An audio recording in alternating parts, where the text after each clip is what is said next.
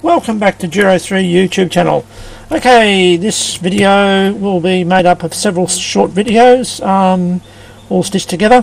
This is the refurbishment slash upgrade of a CDE-HyGain Ham2. I'm just going to take a bit of a quick run through what I've done. This is already, as you see, it's already been stripped down. The casings have been glass bead blasted and have been painted in this like hammer-tone silver colour. This is the top mount, and maybe I should be a bit further away. It's been painted all over, much better than the clear aluminium. I've actually installed my really good quality stainless steel mast clamps on this with the sharp teeth to bite into the clamp to the actual mast, making sure it holds really well. Show you those, and these are M8 bolts, M8 U-bolts that I've got here for this one. So that's what's happening there. So that's been done. The brake housing internally was in reasonable condition internally, as you can see. The whole thing was glass bead blasted, and I've given it a coat of clear on the inside, and then I cleaned up the bearing track. I've actually glued the actual, I suppose you call it a bush in the bottom, so it doesn't move around as much. Again, this has been glass bead blasted and painted in the same hammer-tone silver. Now we get into the mods and upgrades. Okay. And by the way, that's what I forgot to do. I actually put, I think there's a 1/4 inch bolts they normally have in these, I think. Well, I put M6. I'll put recoil M6 inserts in. So I drilled out and put recoil inserts in. So that's one thing I did there. Same thing applies to this. I've put recoil inserts into the 4 mounting holes. I've installed my cinch socket, which will go for their plug. Now I've set it on a bit of an angle. You can probably see this is to get past mast clamps and things, and when it goes in, it actually pretty well fairly close around here, so it still has enough room for it to breathe, but to try and keep a few little critters and things out, it's a reasonably tight fit. It's probably less than a mil all the way around. So there we go. So that the plate's in there. So I'll go to the inside. And there it is on the inside. As you can see, it's on a bit of an angle,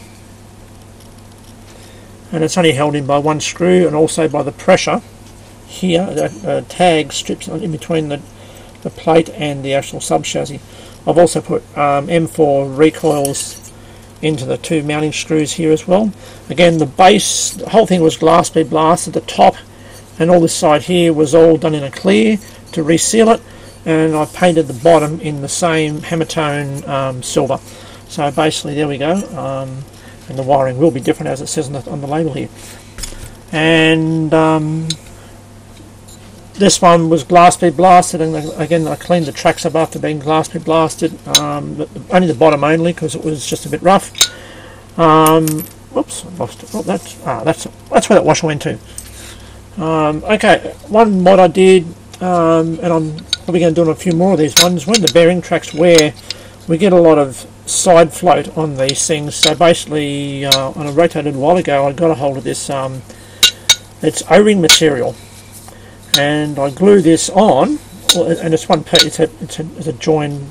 I think it's here somewhere. I think, and I glue it together. No, there's a join, and then I glue it together tight and let it dry, and then I force it on, and then I glue the whole lot in place all the way around, top and bottom, and this just limits the amount of side float it gets, which obviously stops it being ripped around and moved, held up. So this will have all grease on it, grease on the top and bottom bearing tracks, and then probably a sub benefit of this will keep moisture from rising up into the top half of the rotator through the bearing track. It'll still come to the hole, but that's beside the point.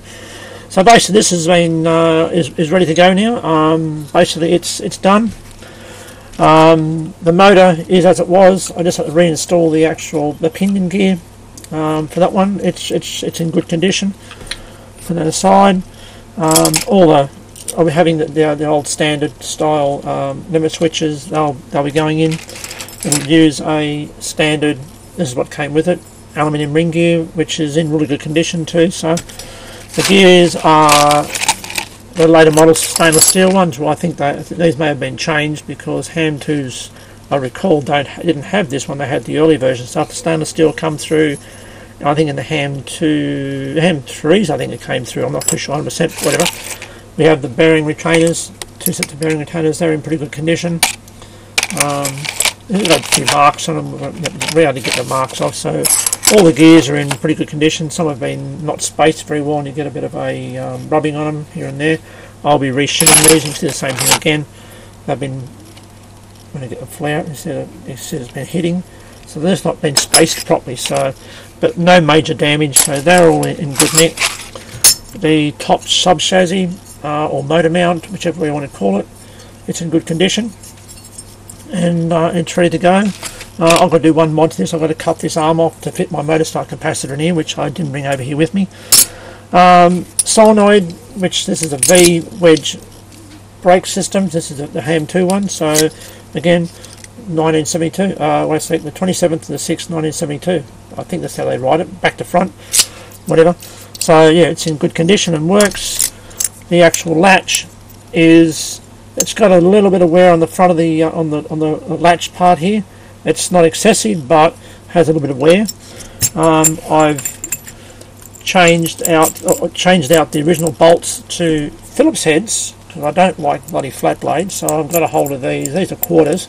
The only Imperials I'll use because they're trying to get something. I didn't want to bloody start drilling out the holes. I probably could have, and then try and find some 6mm bolts that long. I found these, and while I've still got them, I'm going to keep using that to join the top and the gear chassis together, the brake chassis and the gear chassis together. So I've got those. The potentiometer, when I stripped it down, this tag broke off. So basically, what I've done is I had another potentiometer which had a good. This is from the other potentiometer, so I stripped it down and put the potentiometer part onto the chassis of this one. So because the other chassis, the other one wasn't in good condition, it was on the early versions with the wire not going through. So basically, this was an easy fix. So that's now ready to go. And of course, in this little tray, we have an assortment of nuts and bolts and screws and the pinion gear and all this and stuff. So yeah, that's where we're up to with this one. I'm going to start doing assembly side of things, and then as I get further down I will make another little short video, and then we'll go from there. So we shall see you in part 2. Bye. Welcome back to part 2 of the CDE-HyGain Ham2 Rotator refurbishment and upgrades. Basically I have the top gear chassis or motor mount. I've actually drilled out and tapped this hole, which is part 2 for the limit switches, and I made that into metric M4. I've done a little bit of grinding back just here, because the motor start capacitor sits like that, really close to there. Just a little bit of grinding back, not a hell of a lot. This motor start capacitor is from a Calibrate Rotator, RC5 versions. These are a very good motor start capacitor, and nice and short too. So you'll see when I've done this, what I've done, I actually file out a little bit of this here. It's not been used anymore. This actually will sit, wrong way around, that will sit down in there like that. And they sit in really well. And I've got two. I've drilled a new mounting hole. I used the original one there, and these have been tapped to M4 as well. So that's happened, and as you can see, I have assembled the two halves of the rotator. Get a bit further away would be good. I've also wired the brake solenoid brake onto the new socket, and you know, everything's sort of, and put the brand new Phillips head screws. They do look a lot better in there than those flat made yucky looking things. So basically we're moving forward slowly. So basically the motorcycle capacitor is one of the last things that goes in after I mount the motor, because I can just drop it in and put the screws in, and then it'll wire it up after the fact. So basically I will be back in part 3 when I've assembled a bit more and working through things. It just all takes time, and we'll turn it down a little bit like that. Oh, even a bit further away, even easier. Okay, that's part 2. I shall catch you at part 3. Bye. Okay, part 3, ham rotator repair and upgrade and whatnot. I have just finished installing all the gears. I had to go and do all the shimming, as I mentioned before. The gears were hitting because someone had left a shim out when they've done this before. So now I've got it actually, if you look in there, I've got the actual spacing between the gears exactly right. I've even spaced up the top of the chassis here to make it exactly right. It's just a very small shim. It was just slightly tight without putting a shim underneath it, and putting one shim I was able to physically just get it just right. So that's done. So next I will be putting the motor on and everything else, so we shall catch you very shortly. Bye. Okay, here we are again. It's part 4, I think. Maybe, I don't know. Okay, now the motor has been installed. Motor start capacitor is installed. As you can see, it doesn't come through very far. It runs flush. It's only just at the file that hole out ever so small amount. Yeah, I could put the longer version in here, but that just looks a lot nicer and neater. This one, I put the potentiometer on, the ferrite beads, all the wiring's done, all the gears have been greased up, which I showed you in the previous video. So there you go. So we're all happening there.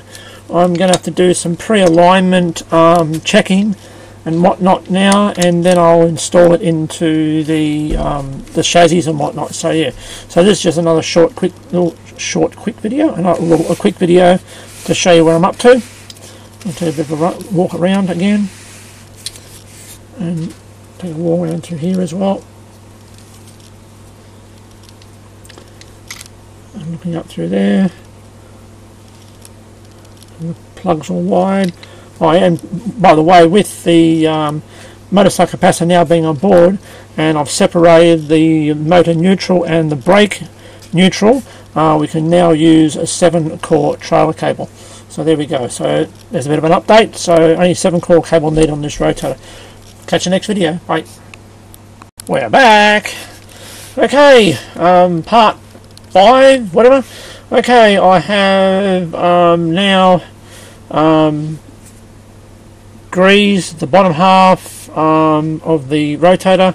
Bearings are in, the bottom cage of bearings in, the bottom bush is in and greased, the ring gear is in, as you can see, and I've dropped it in. Pre-alignment has been done. You can see by the lines I've got on here.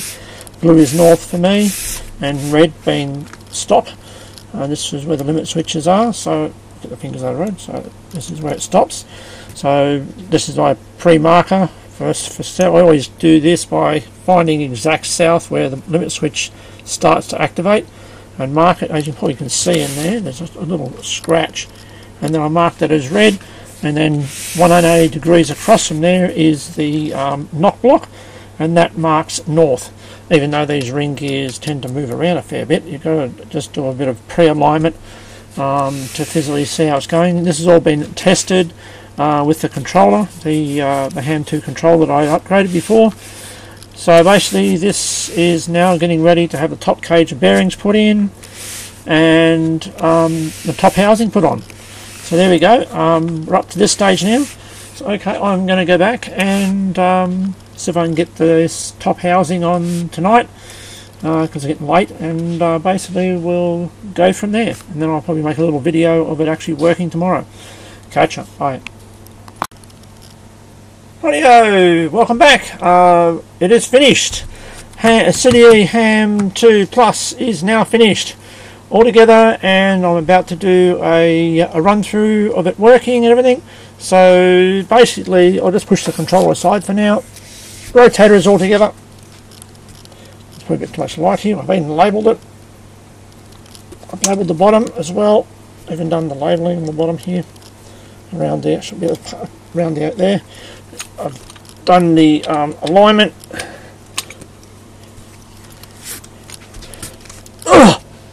And it's heavy as anything.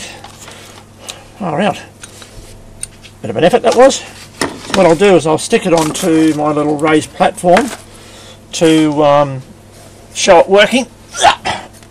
Beauty of this is you haven't got to screw the things in. You just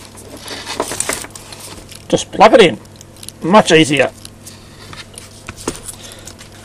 Oh, we'll just sit it back over there. No cables. You've seen the controller all before, all finished. So no use going through that again. Just basically want to show this working. Plug in power. Go juice. Back up that side.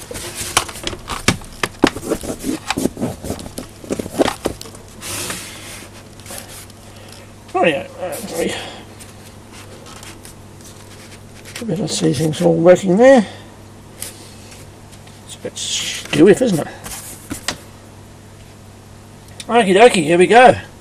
We'll turn him on. And of course it should say north. Well, actually I think I'm a little bit out, but whatever. Oh, I moved it, that's right.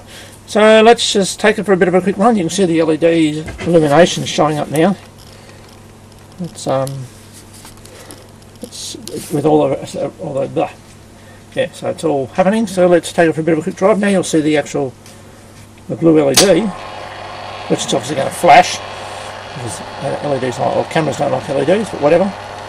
So it's blue, and you hear the brake click in, and the red LED is just on. I really probably had a slightly brighter red LED, but it doesn't matter. And there you go again. You can hear it. You can see the blue light. So first click, nothing, and then direction comes on. There's west.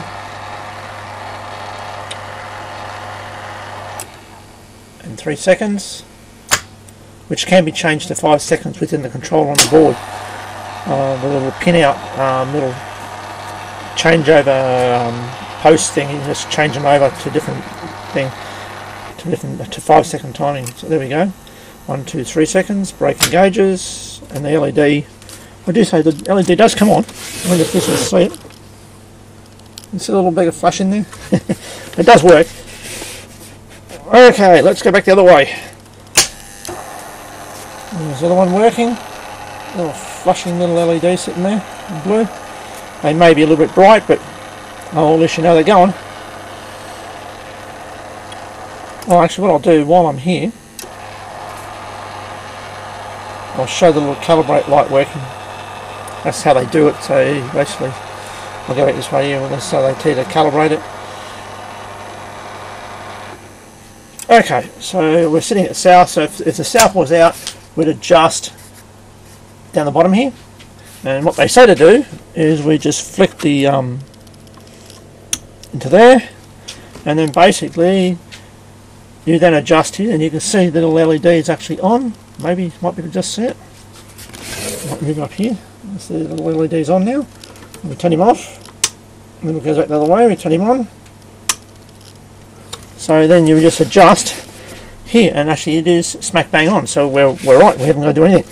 So we'll switch him back off again, and take us back to the other side, and we'll go for a drive back that way. And we'll do a few stops and starts. As I said, I'll put a label on here saying auto brake release. So that's which is good. And we'll stop at west. And since I didn't put the later model brake within the motor because I didn't want to pull the motor apart, this one doesn't stop as fast as the later model ones do. So because of the brake within the motor, this one hasn't got it. So it just runs on a little bit, and then the brake will kick in.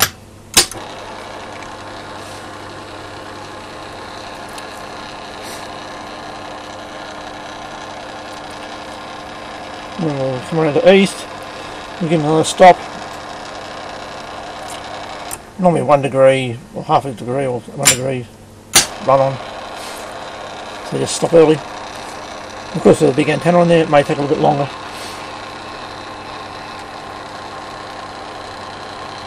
Coming up the south, the limit switches will take over at south.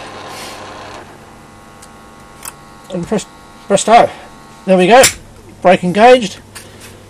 And that'll do. That's all we need to do, is we just do 1.5 rotations of the now finished CDE Ham2 Plus rotator and a controller. I shall catch you in the next project. Bye.